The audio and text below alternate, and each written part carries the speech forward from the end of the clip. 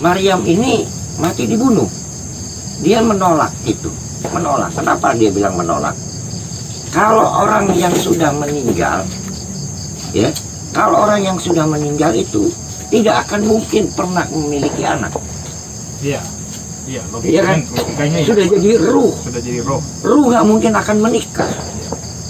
Nah, saya menikah karena jasad saya, ruh saya masih ada. Iya. Dan dia mengatakan bahwa anaknya itu dua anaknya.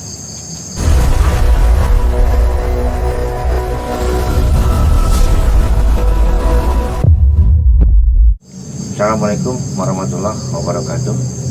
Saya Edi Prasetyo. Salam satu jiwa. Jadi jenisnya jin, tapi dia punya namanya Langlang Lempitan. Kenapa Langlang Lempitan mungkin? Karena saya ngelihat juga mungkin di sini tuh ada lempitan-lempitan di dalam apa ininya, di dalam apa dadanya itu ya, perutnya itu ada lempitan. Ya kita nggak ngerti ke mukanya itu nggak ngerti lagi kayak apa, nggak kelihatan udah saking besarnya di sana. Nah jadi anaknya dua itulah yang selalu bikin ulah, bukan bikin ulah sebetulnya. Karena apa? Karena waktu yang bersamaan kita berangkat, anak ini pulang. Nah saya katakan nggak kecelakaan tadi tidak menyebabkan anaknya Maryam itu menjadi sakit. Nah yang lucunya satu, setelah mobil itu diangkut ke kantor, diperbaiki di bengkel, plat nomornya dengan kirnya itu kan masih berlaku. Ada mobil kita pengganti yang memang suratnya mati, kirnya, nah plat nomornya juga mati. Akhirnya mobil yang jemplung ini kita copot, kita masukin ke ke mobil yang lain. Setelah kita masukin ke mobil yang lain, besoknya dia operasi lagi nih, lewat jalan yang sama. Ya, anehnya nih, mobil tersebut kecelakaan lagi di tempat yang sama. Kecebur lagi, Pak? Bukan kecebur, tetapi kap atasnya itu hilang. Kap mesinnya. Bukan kap mesin. Kalau bus, ya kan, di atasnya sopir ini kan ada kap, ya kan. Nah kapnya itu ke bawah lah, copot sampai belakang itu copot, ya, hanya diserempet oleh trailer. Ya, diserempet. Nah, itu membuat pekerjaan saya lagi. Akhirnya saya diperintahkan oleh direktur untuk menyelesaikan lagi. Saya datang lagi ke sana, ketemu lagi sama Maryam ini. Nah, saya bilang sama Maryam, kok kejadiannya begini? Bisa begini kenapa? Akhirnya Maryam bilang, itu anak saya masih dendam sama nomornya. Oh, kenapa diganti? Bukan diganti, nomornya kan sama yang nabrak dia. Oh. Gitu loh, sama dia, Pak, ya. ditandain. Ternyata di alam jin sana, dendam kesumat itu tetap berjalan. Walaupun itu anak kecil, tapi dia tahu bahwa ini mobil yang nabrak saya. Taunya apa? Nomornya tadi. Nomornya, walaupun udah beda mobilnya. Beda mobilnya. Akhirnya copot. Nah, itu setelah Oke, berarti udah dua kali kejadian seperti itu, Pak, ya. betul. Terus kalau menurut tadi ceritanya kan Maryam ini kan udah menikah, Pak, ya. Dibawa ke alamnya si suaminya. Ya. Alam jin lah bisa dikatakan seperti itu, Pak, ya. Kira-kira Siti Nurul ini pernah nggak sih, Pak, dari alamnya si suami ini, alam jin ini, pulang ke rumahnya ke alam manusia? Kalau menurut cerita yang saya dapat Maryam, itu pernah pulang. Bila mana di keluarganya itu ada hajatan.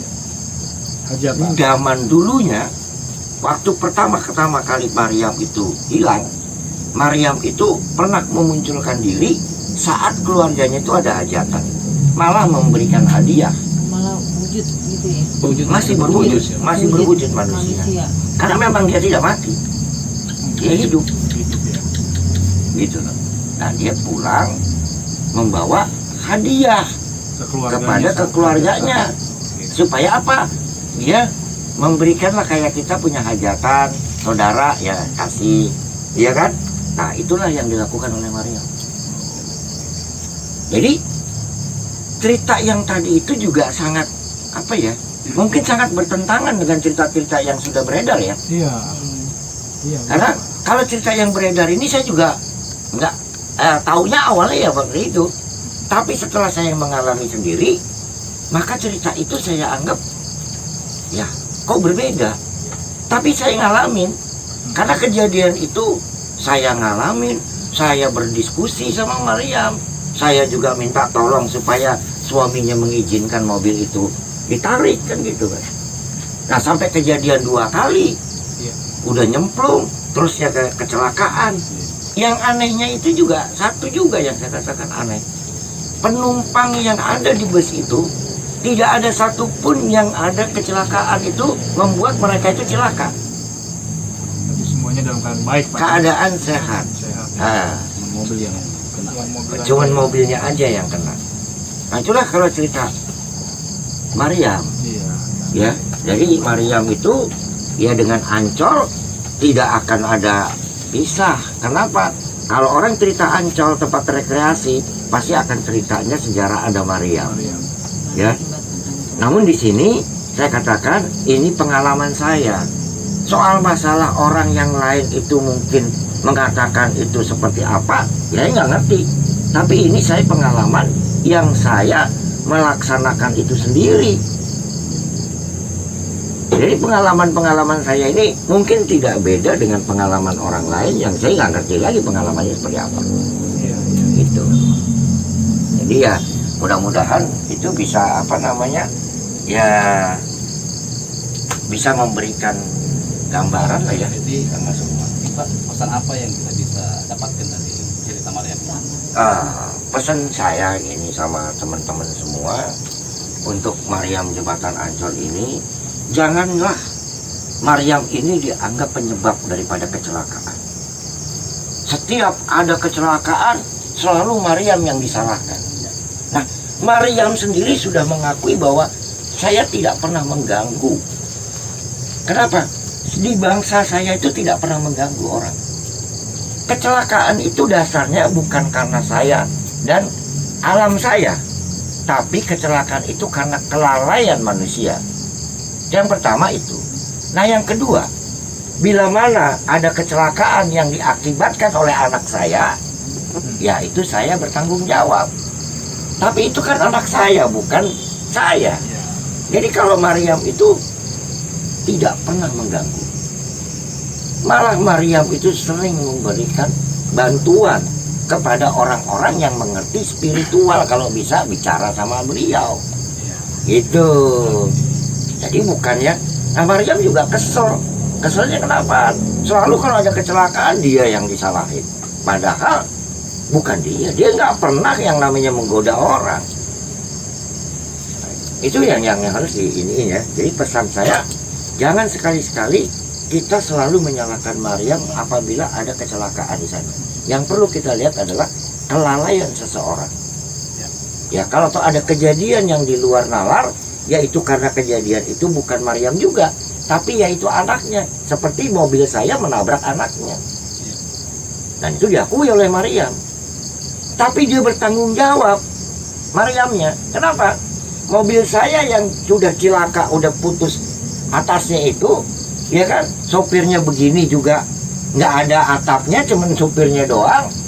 Itu pun Maria masih bilang, kamu tunggu aja di kantor, nanti supirnya yang nabrak ini, yang rusakin mobil kamu, itu pasti akan datang dan akan diganti. Ternyata dia datang, diganti tahun 1996 itu, harganya itu diganti 14 juta. Nah saat itu gaji kita ini baru 60.000. Itu gaji kita 60.000. Nah diganti itu 14 juta. Wah sangat luar biasa. Gitu kan? Nah itulah, itu yang saya bilang, Maryam akhirnya bukan sebagai penyebab. Maryam malah jadi sebagai pembantu untuk saya ngeringanin itu. jadi jangan sampai salah, ya kan? Ya itulah yang saya ceritakan. Ya, saya minum dulu nih. Iya. Itu biar enak, biar nyantai gitu kan.